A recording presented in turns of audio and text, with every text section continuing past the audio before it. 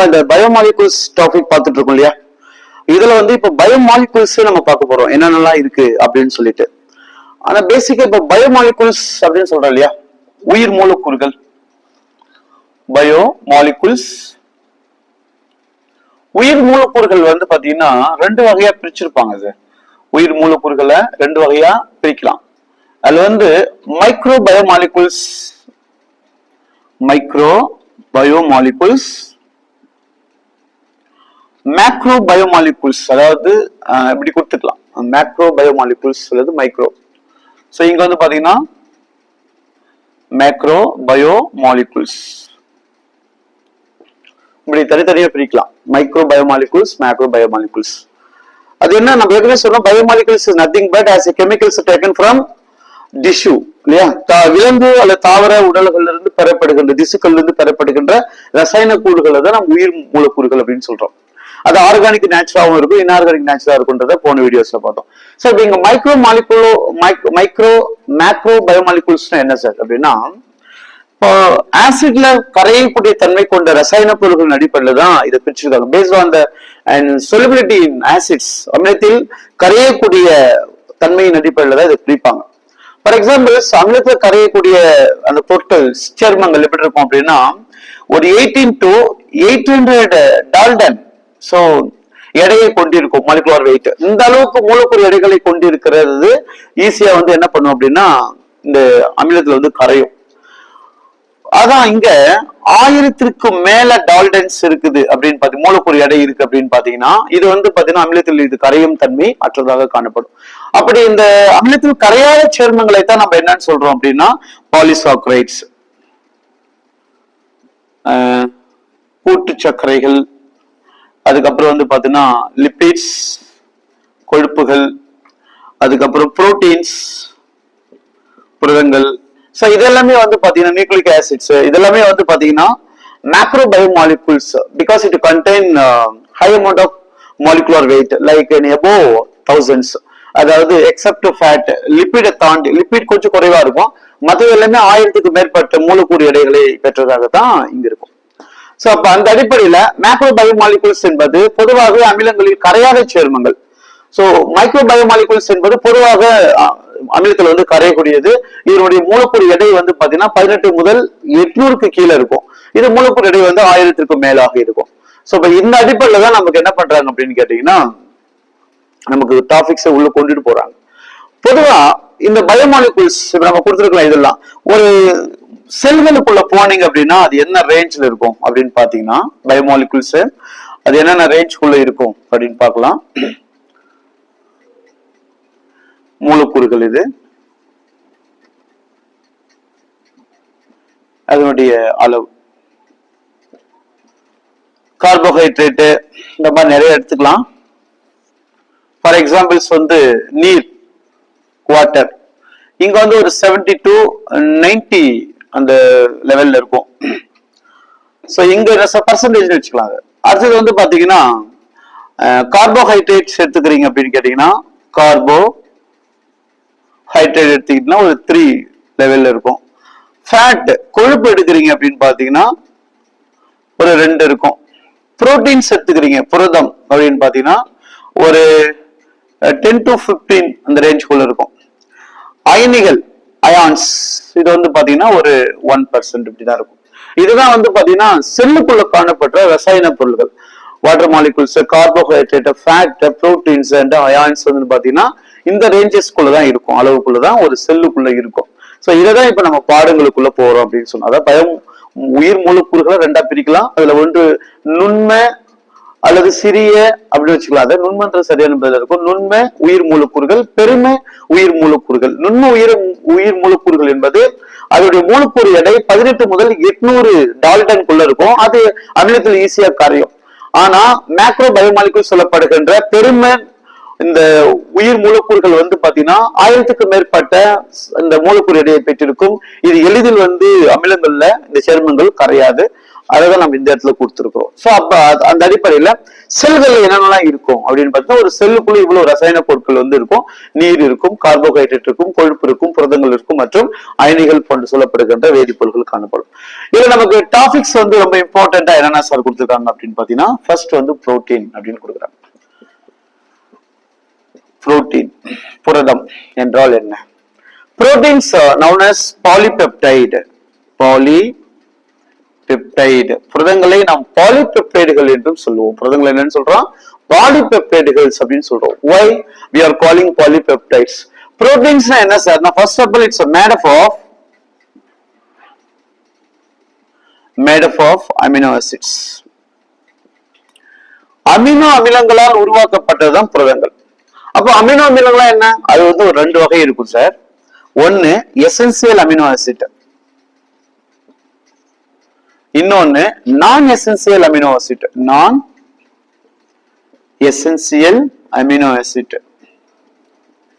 இந்த essential amino ஆசிட்னா என்ன sir அப்படின்னா ஒண்ணும் இல்ல, தமிழ் அதே மீனிங் தான். அமினோ ஆசிட் அவசியமான அமினோ அமிலம். அவசியமான அமினோ அமிலம். இது அவசியமற்ற அமினோ அமிலம். அவசியமற்ற அமினோ அமிலம்.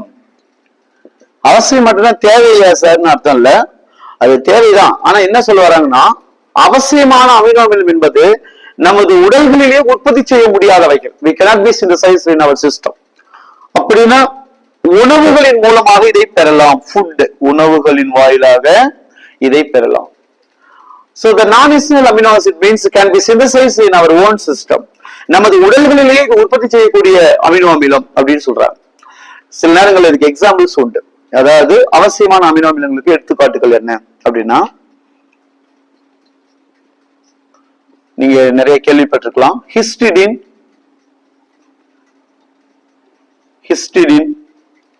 Leucine, isoleucine, methionine.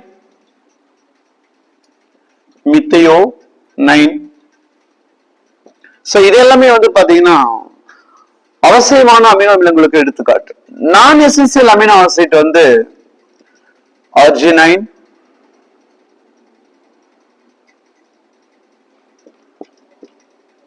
aspartic acid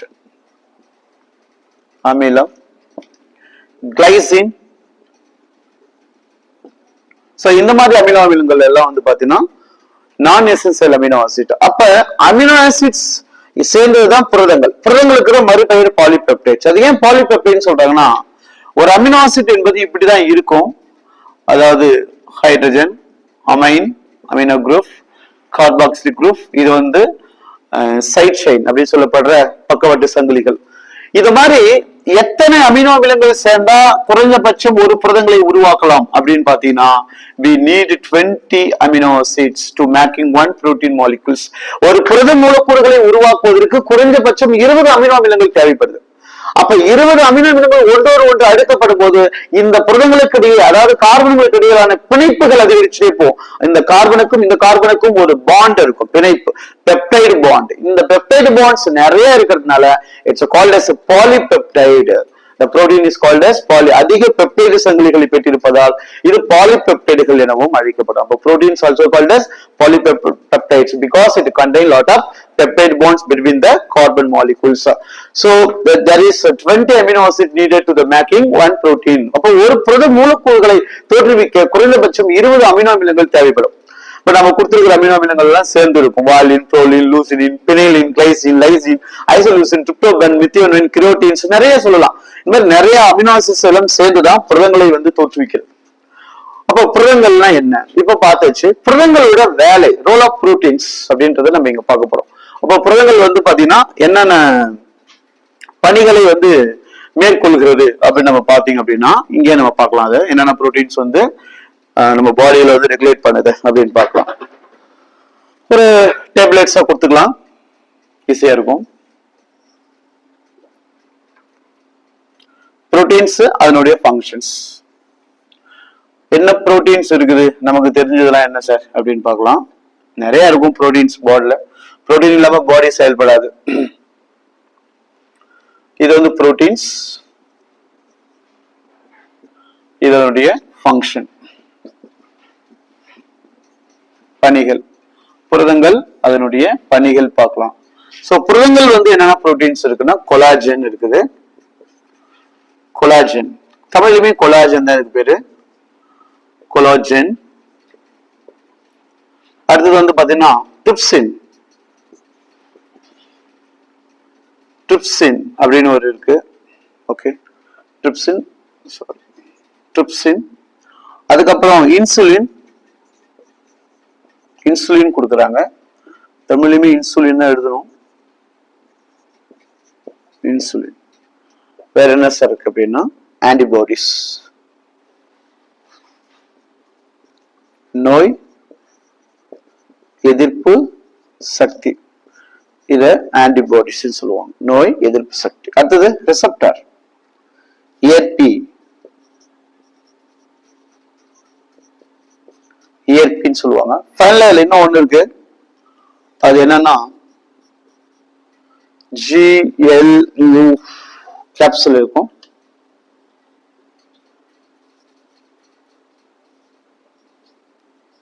இப்படி கொடுத்திருப்பாங்க. சோ இதுதான் அந்த important protein molecules and their function. Collagens அப்படின்றது என்னன்னு கேட்டா such a wonderful proteins which found in the intracellular gap, அதாவது இந்த செல்களுக்கு இடையிலான இடைவெளிகளில் காணப்படுற ஒரு சிறப்பு வாய்ந்த புரதத்துக்கு பேர் தான் கொலாஜன்ஸ். So it found in the animal cell, விலங்கு செல்கள்ல அதிகமா காணப்படுற ஒரு புரோட்டீனுக்கு பேர் தான் collagen. So it present in the intracellular. So செல்களுக்கு இடைப்பட்ட பகுதியில், செல்களுக்கு இடைப்பட்ட பகுதியில இருக்கும். It present between the intracellular gap, அந்த கேப்ல இருக்கும். Trypsin, it's called as enzyme, நொதி. So the enzymes வந்து பாத்தீங்கன்னா involves in the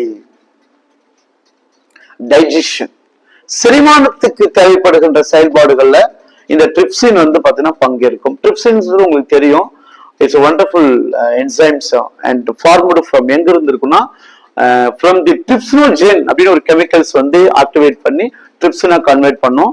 responsible for the digestion, especially takes place pancreas, கணையத்துல சுருக்கப்படுற ஒரு வகையான நொதி இது.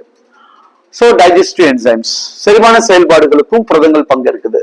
Trypsin as a protein responsible for digestion. So as a called as enzyme, இந்த நொதியானது செரிமானத்திற்கு பங்கேற்கிறதுன்னு சொல்றாங்க sir. Insulin as a hormone, இது வந்து ஒரு ஹார்மோன், இது தெரியும், regulate blood sugar level in the blood, ரத்தத்தில் இருக்கிற சர்க்கரையின் அளவுகளை கட்டுப்படுத்தக்கூடியது.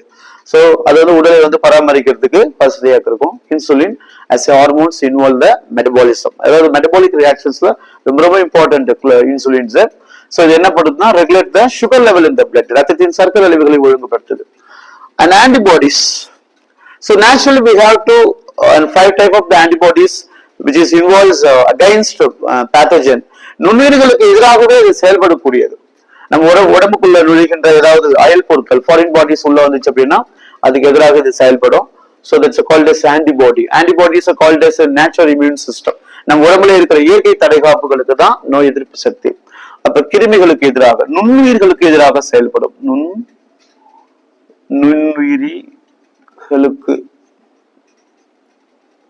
நுண்ணுயிர்களுக்கு எதிராக செயல்படும்.